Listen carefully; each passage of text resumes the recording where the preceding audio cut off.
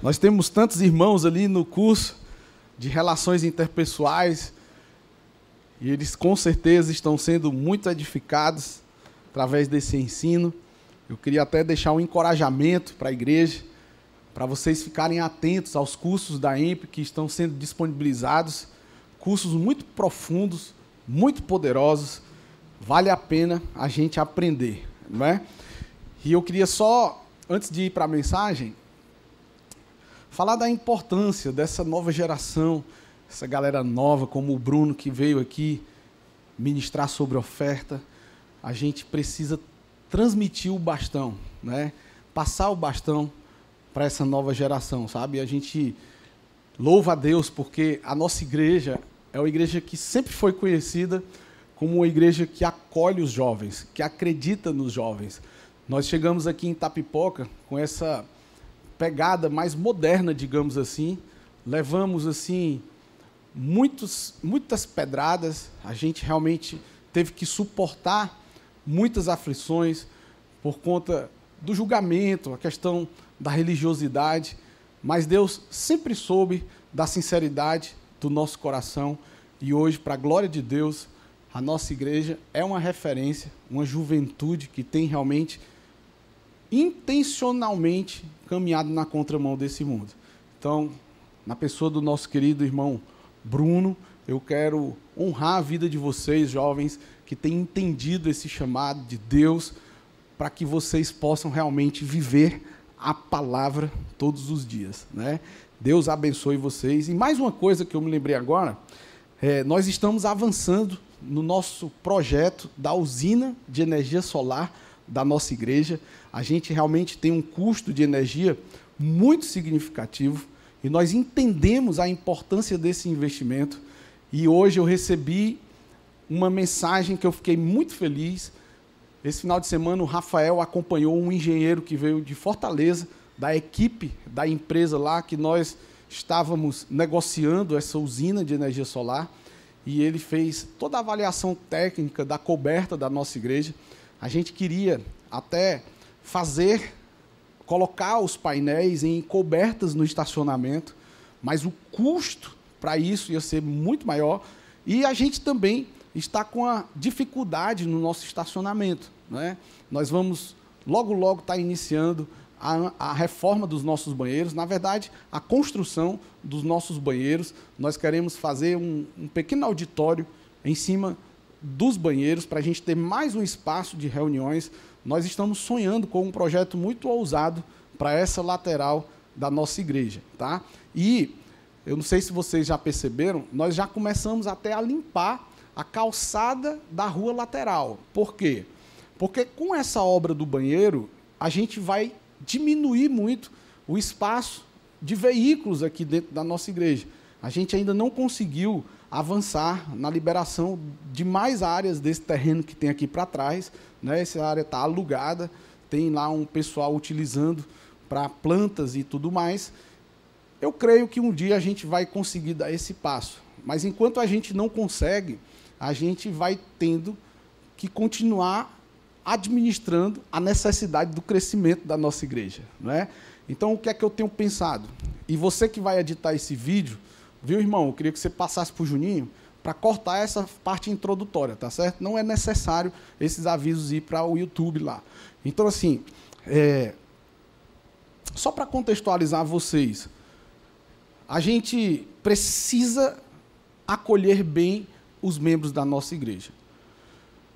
E a gente vai fazendo o que pode. Então, o que é que nós estamos querendo fazer? Nós vamos ajeitar toda a calçada lateral ali da rua. Já estamos vendo a possibilidade de aluguel de algum desses terrenos do lado aqui para fazer estacionamento. Ainda não conseguimos isso. Mas, enquanto isso, nós vamos fazer o quê? Nós vamos acabar com o trânsito de carros por esse portão que a gente está acostumado a entrar. E todo tráfego de carro dentro do estacionamento da igreja vai ser por essa rua lateral. Nós vamos abrir um portão nessa rua lateral aqui, e a entrada dos veículos vão ser o que couber, né, no estacionamento, porque a gente vai ter muita redução do tamanho do nosso estacionamento. E a ideia da gente limpar essa calçada lateral e a rua é porque a gente tem a opção, a oportunidade de estacionar muitos carros nessa rua lateral. Só que era muito esquisita, muito mato, e a gente vai fazer toda uma estrutura para a gente poder realmente ter conforto para que os irmãos possam chegar pela rua lateral. Se não couber o seu carro, a sua moto dentro da igreja, você pode estacionar na rua lateral. Nós estamos orando aí por uma equipe, né, na nossa igreja para a gente garantir essa segurança, pelo menos aqui nas proximidades, tá certo? E eu creio que vai dar tudo certo, para a glória de Deus. Então, esse projeto da energia solar, eu queria, na verdade, fazer como coberta nos estacionamentos. Só que o custo para isso era muito grande, queridos. Querendo, num certo sentido, poderia até inviabilizar a intenção da economia que isso vai gerar depois que a gente conseguir quitar todo esse investimento, né? Mas o engenheiro mandou um laudo e essa coberta que nós fizemos aqui, ela comporta 180 placas, né? Então nós vamos colocar 100 placas nessa área da nave e mais 80 placas nessa parte lateral do prédio, tá? Nós não vamos precisar usar a parte da coberta lá do espaço conexão. Então eu fiquei muito feliz com essa notícia. O dono do imóvel, nosso irmão Davi Moreira, sempre muito, muito compreensivo. Ele tem realmente assim sido um instrumento de Deus nas nossas vidas. De imediato ele concordou e autorizou a gente dar esse passo, tá certo? Então, só para deixar vocês informados, nós estamos muito felizes com esse avanço que a nossa igreja vai dar, né? Então, orem para que a gente continue avançando, né? Você viu que a gente está devagarzinho, mas a gente está avançando nas nossas calçadinhas ali atrás, e nós vamos ter realmente um ambiente legal para que você não tenha que sujar os seus pés para poder vir para o prédio, até porque a Ana e o Muca, eles ficam muito tristes quando precisam tirar carradas e carradas de areia de dentro da igreja entre um culto e outro, né? Então, é pensando realmente no conforto de todos nós. Amém, queridos? E só para encerrar mesmo, eu gosto sempre de usar isso como exemplo. Às vezes, a gente tem uma mentalidade que precisa ser superada. Não é porque nós somos o povo de Deus que a gente precisa viver miseravelmente, né? E existe realmente assim uma crença de que para a gente viver bem no céu, a gente tem que viver muito restrito aqui na terra. E não é isso que a gente aprende com as Escrituras. Pelo contrário. A vontade de Deus é que todos nós tenhamos uma vida com o melhor dessa terra. Amém? Então, assim, é muito triste a gente ver o mundo dispondo de tantos recursos para fazer grandes estruturas para fomentar o pecado, a destruição de famílias, não é? Jovens se prostituindo, se dedicando a muita embriaguez. Enfim, a gente vê cada coisa, e o mundo investe muito pesado nisso. E quando se trata de um ambiente para ouvir a palavra de Deus, tem gente que acha que tem que ser sentado no chão, porque o dinheiro que gastaria para comprar uma poltrona confortável tem que ser dado aos pobres. Sabe, a gente pode ter conforto sem negligenciar o social. Não é verdade? E eu penso assim, eu acredito assim, e nós crescemos até aqui assim, e eu acho que isso é só o começo, para a glória de Deus. Nós somos bons despenseiros. Talvez muitos aqui não sabem. Mas esses painéis acústicos aqui, nós não compramos. Nós fizemos. Há muitos anos atrás, eu fiz uma cotação de um painel desse. E a gente viu que a nossa igreja não ia ter condições de pagar. Se fosse pagar, ia sair muito caro. Então, o que é que nós fizemos? Juntamos alguns irmãos. Essa área aqui virou uma linha de produção. Então, nós compramos madeirites, compramos as tábuas de pinos, cortamos as tábuas de pinos, fizemos uma estrutura lateral nesses painéis, emendamos, porque o madeirite não é desse tamanho. Então, a gente teve que emendar um pedaço de madeirite em uma outra folha completa. Então nós fizemos essa estrutura, levantamos junto com os irmãos caixas de ovos, esses ovos de galinha caipira mesmo. Aí a gente foi ali numa loja do centro, compramos um rolo dessas lãzinhas brancas que tem. E aí como é que a gente fazia? Foi muito legal. Nesse dia eu tenho fotos desse dia. A gente botou várias mesas aqui, compramos umas bandejas, aquelas de plástico que vende nas lojas de R$1 aí. Hoje não tem mais loja de R$1, né, gente? Mas a gente comprou algumas bandejas, compramos cola. Aí a gente botava cola na bandeja, melava a caixa de ovo, pregava em cima dos madeirites, depois colocava a lã, grampeava a lã, depois vinha com o tecido por cima, grampeava o tecido, puxando para ficar bem retinho, assim, bem bonitinho. E foi assim que a gente conseguiu melhorar a acústica da nossa igreja, né? O que é que eu quero dizer com isso? Se é para economizar, a gente economiza. Mas se for para investir, a gente investe com vontade. Porque o que a gente faz é para a honra e glória do Senhor. Amém, queridos? Então, prestada essa conta com vocês, vamos então para a mensagem de hoje, que é a finalização do que nós começamos na semana passada, tá? Fé na palavra e no pastoreio eficaz. Eu louvo a Deus pela ferramenta que Ele disponibilizou e a nossa igreja abraçou desde o início, que é o discipulado. Sabe, queridos, não dá para você cuidar de alguém no que diz respeito ao mundo espiritual sem ter fé. E a nossa fé, ela tem que ser baseada na verdade da palavra. Então, para que a gente possa desenvolver um cuidado eficaz com as vidas que o Senhor tem nos confiado, nós precisamos entender que nós estamos envolvidos nesse projeto espiritual. E a gente aprende com Paulo que nós precisamos tomar posse da fé, através da fé, para a gente tomar posse da nossa identidade em Deus. Talvez você já se olhou no espelho e viu um semblante de derrota. Poxa, aquele contrato não deu certo. Poxa, aquela proposta de emprego, me dediquei tanto para a entrevista, não deu certo. Uma, duas, talvez foi uma prova que você fez, e alguma situação que você experimentou, e você está ali, diante do espelho, e você olha e diz, e agora? E agora? Né? São tantas coisas que acontecem na vida da gente que querem realmente roubar da gente a nossa identidade. Tanto que a gente já sofreu até aqui. Tantas coisas que nós vimos, ouvimos e praticamos, que cada uma delas foram como aquele tijolinho que de um em um foi colocado um sobre o outro, construindo uma grande barreira entre a verdade de Deus e aquilo que eu acredito que é uma verdade na minha vida. Então nós precisamos ter fé para tomar posse dessa identidade. Não admita se ver como alguém derrotado. Eu sei que tem circunstâncias que querem realmente assim fazer com que a gente pense que não está dando certo.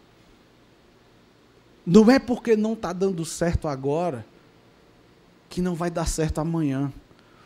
Talvez a forma que você está agindo, a forma como você está lidando com a situação, não seja a melhor.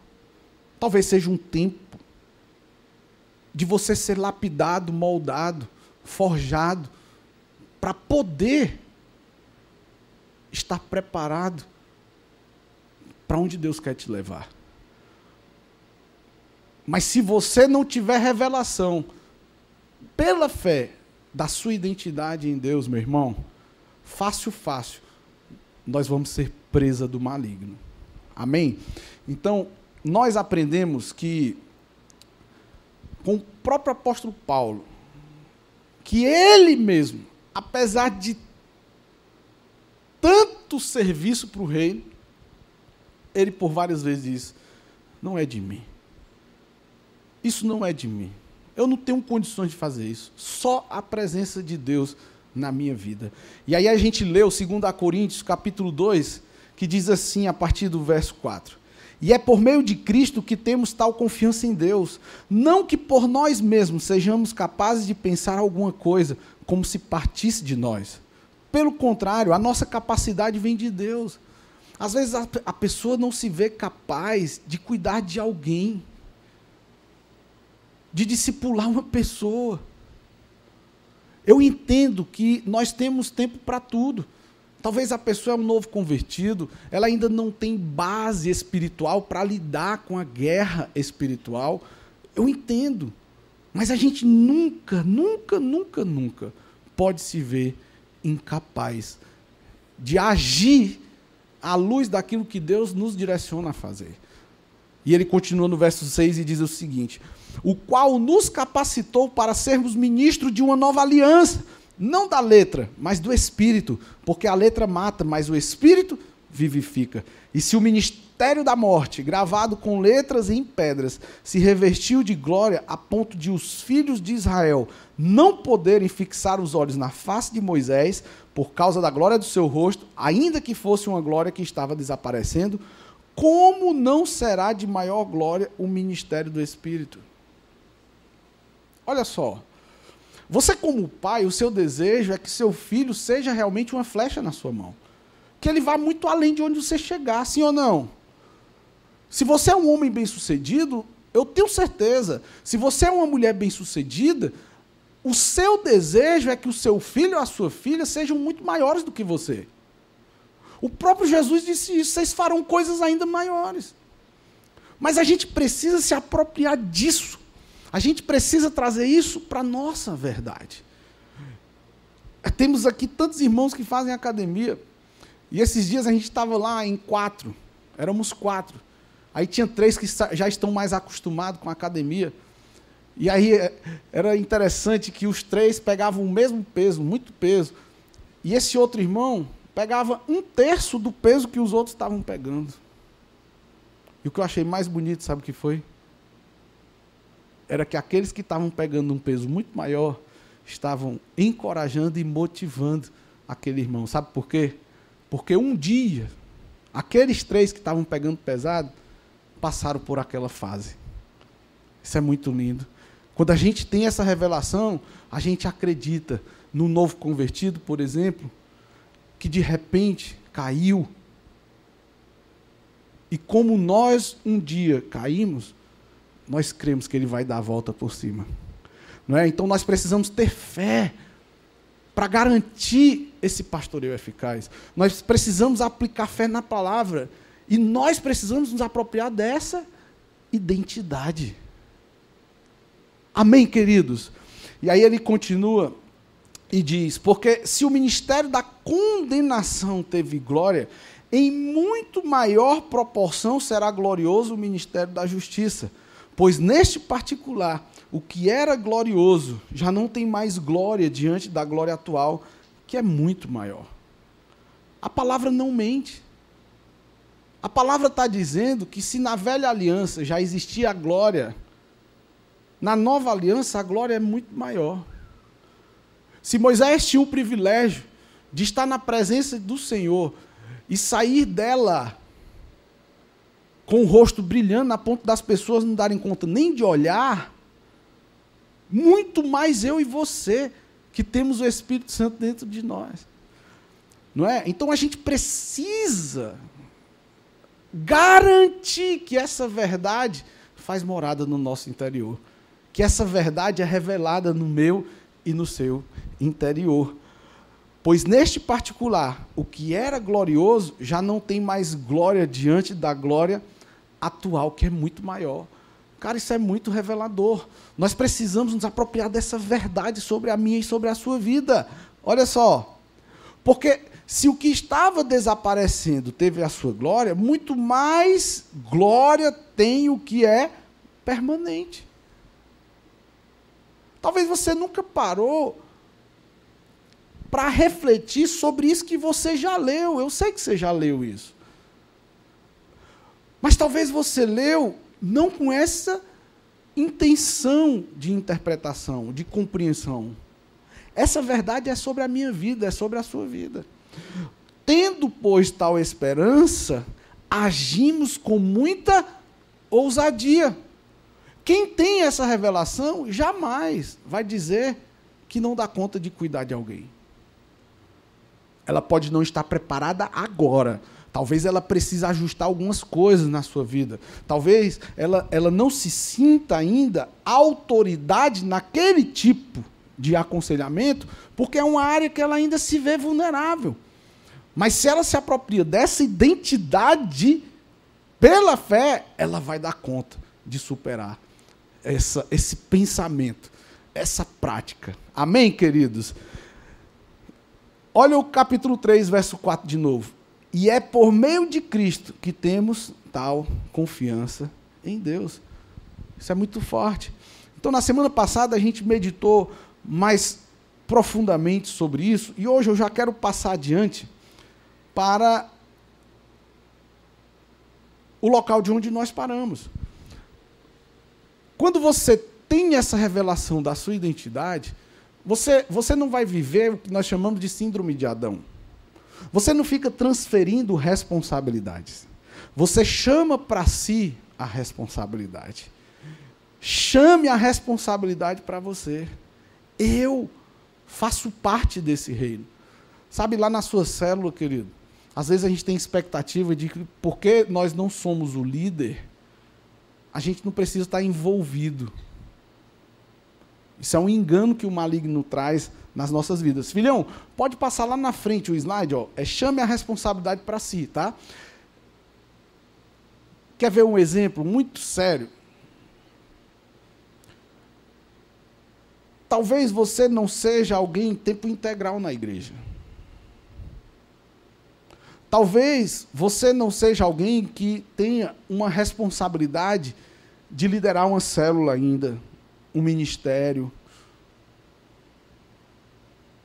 E às vezes a gente pode pensar o seguinte: não, mas eu não sou líder ainda. Então eu não preciso ter essa intimidade como se espera que um líder tenha, que um pastor tenha. Isso é um grande engano que Satanás lança. Porque lá no seu trabalho,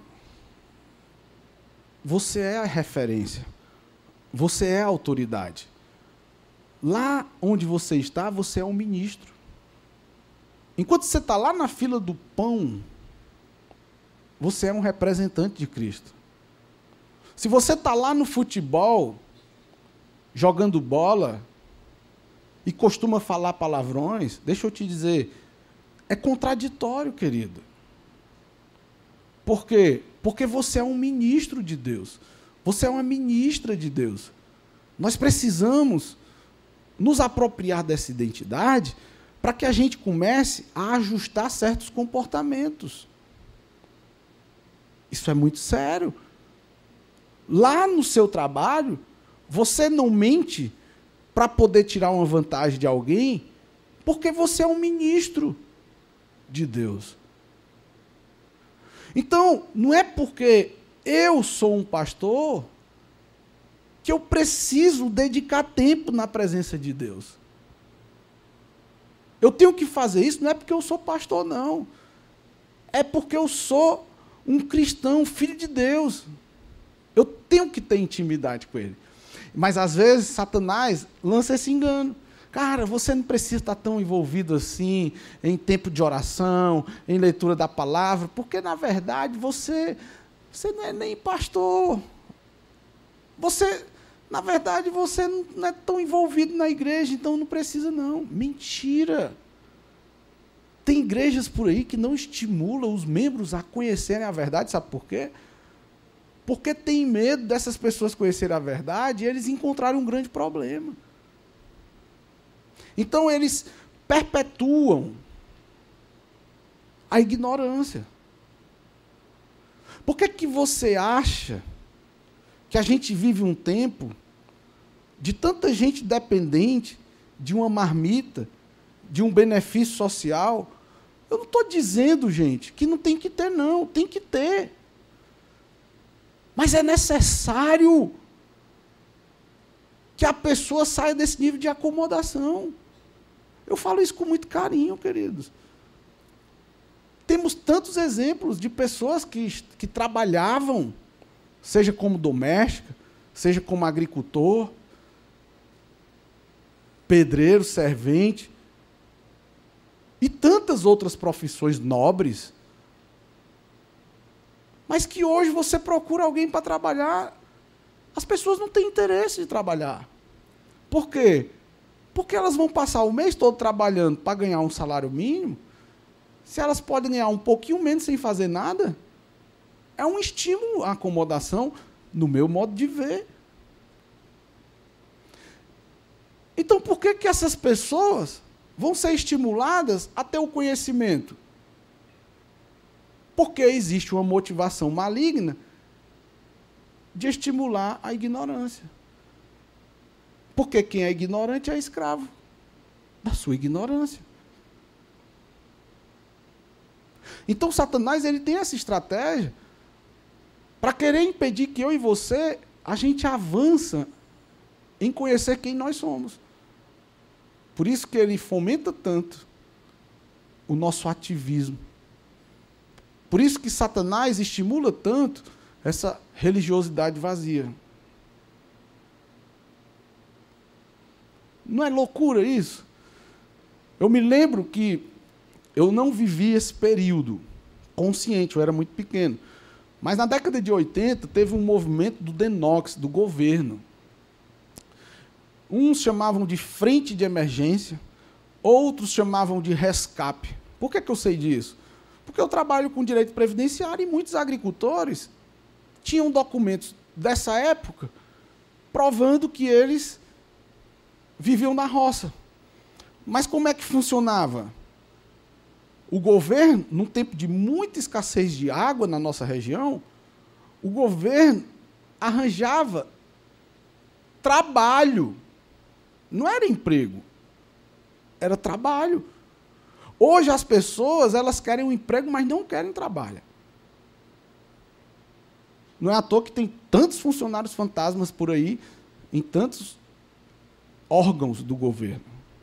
Não é? E aí, nessa época, o que era que eles faziam? Gente, é seca. Nós precisamos arranjar uma solução para a gente amenizar esse sofrimento. Então é o seguinte, vocês precisam trabalhar. Nós vamos fazer o seguinte, nós vamos fazer aqui um mutirão. Vocês sabem o que é padiola? Já viram aquela maca que entra na hora que o jogador em campo se machuca? Vai um na frente e outro atrás segurando aquela maca, não é? Então, o que é que eles faziam? Vamos cavar vala para fazer encanação, vamos cavar barragens, cacimbão, e é na base da padiola.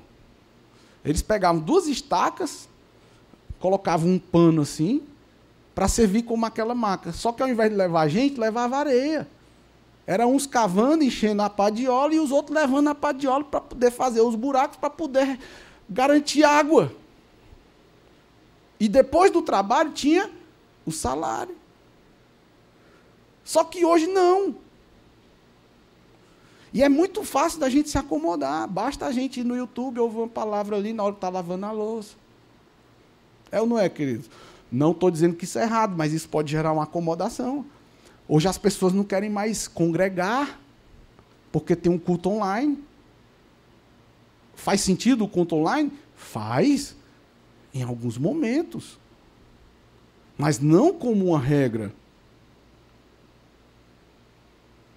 Então, se a gente não se vê como ministro, a gente nunca vai desenvolver a nossa identidade de filhos de Deus. Tá? Eu não vou pregar o que eu ia pregar hoje. Né? Então, olha só.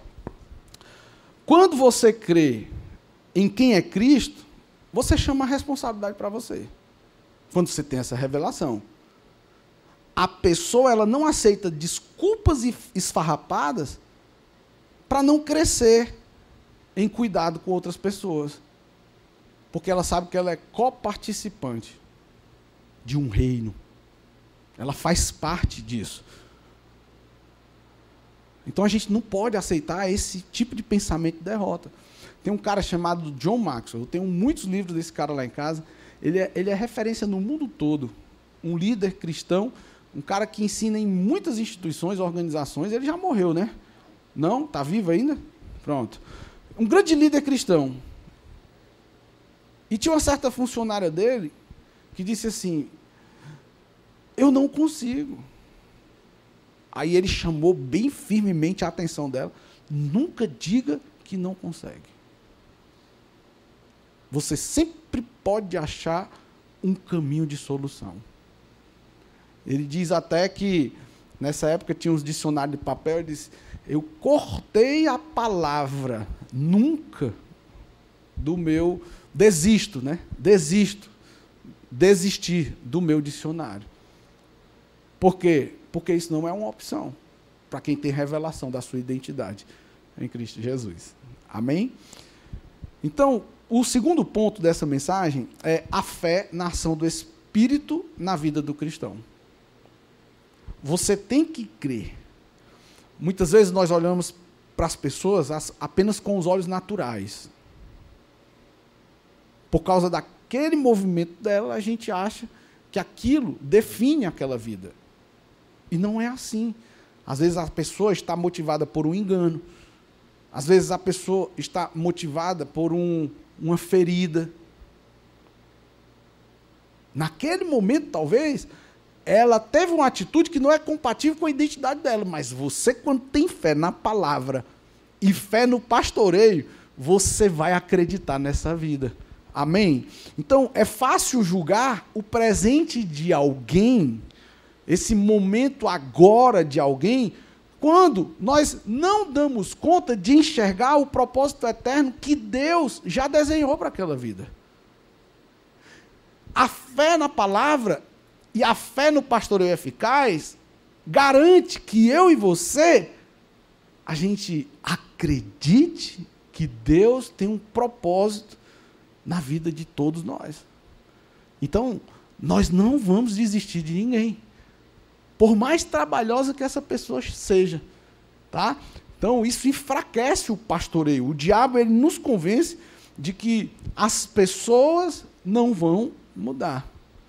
O diabo quer provar para a gente que as pessoas não têm compromisso.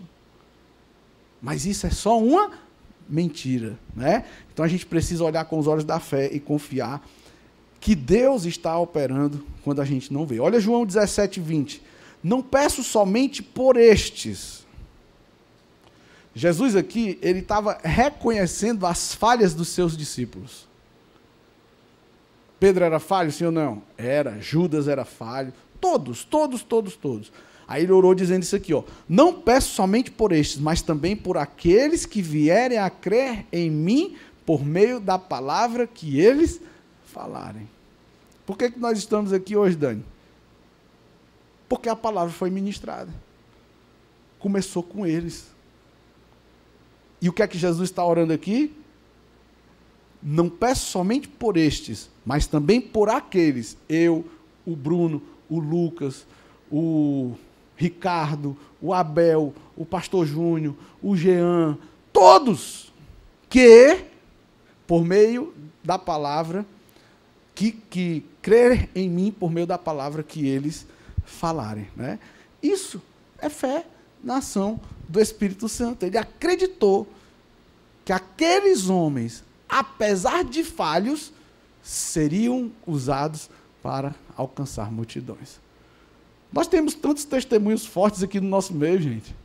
Pessoas que a gente olhava assim e dizia, cara, é pouco provável que vai dar certo.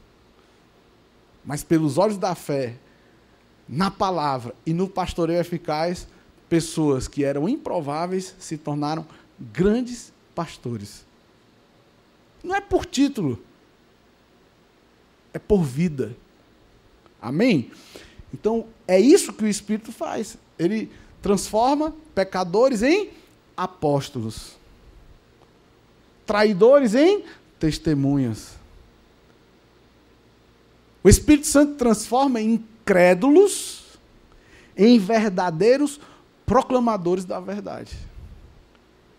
Nós temos tantos aqui. Não é? Então nós temos que aplicar fé e declarar a palavra, mesmo naqueles que parecem difíceis. Por isso que o tema é esse. É fé na palavra e fé no pastoreio eficaz. Tem gente que vai levar mais tempo. E está tudo certo. O que é que nós conversamos no domingo?